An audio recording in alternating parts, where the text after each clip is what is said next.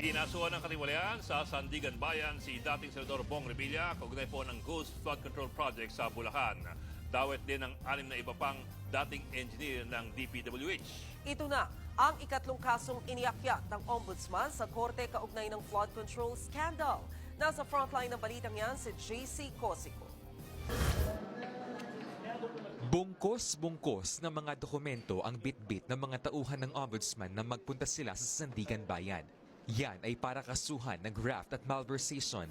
Sina dating Senador Bong Revilla at 6 na dating opisyal ng DPWH Bulacan 1st District Engineering Office.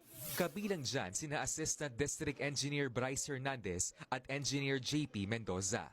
Kaugnay yan ng 92.8 million pesos Ghost Flood Control Project sa Pandi, Bulacan. Following an exhaustive investigation in collaboration with the Department of Justice involving the examination of voluminous documents, conducting field verification, and assessment of sworn statements from community witnesses, the Office of the Ombudsman determined that there exists probable cause to file criminal charges. Base sa findings ng Ombudsman, nagsabwatan ng mga sangkot para mailabas ang nasa 76 million pesos na pondo para sa konstruksyon ng proyekto sa Barangay Bunsuran. Idineklara yang kompleto pero walang naitayong proyekto. Thereafter, to facilitate the release of the entire project cost, the respondents are found to have falsified accomplishment reports, issued fraudulent billing documents, and endorsed disbursement vouchers. No bail o walang piyansa ang nirekomenda ng Ombudsman sa kasong malversation. Hiniling din nila sa Sandigan Bayan na agad na maraffle ang kaso sa dibisyong hahawak nito, pati ang agad na paglalabas ng warrant of arrest at whole departure order laban sa mga sangkot. Noong isang taon, kinuwento sa Senate Blue Ribbon Committee ni dating DPWH Undersecretary Roberto Bernardo na kumukubra umano si Revilla ng 25% na commitment o kickback sa mga proyekto ng DPWH. Wala pang pahayag si Revilla at ang iba pang akusado kaugnay ng kasong iniakyat ng Ombudsman sa Sandigan Bayan.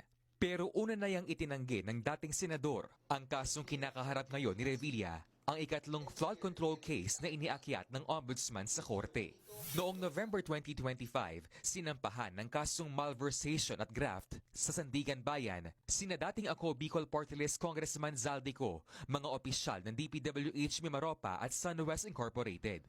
Kaugnayan ng 289.5 million pesos na substandard road dike project sa Nauhan Oriental, Mindoro.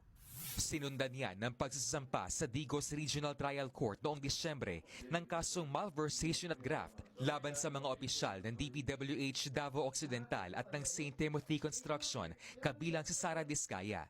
Dahil naman ito sa 96.5 million peso Ghost Flood Control Project sa Jose Abad Santos.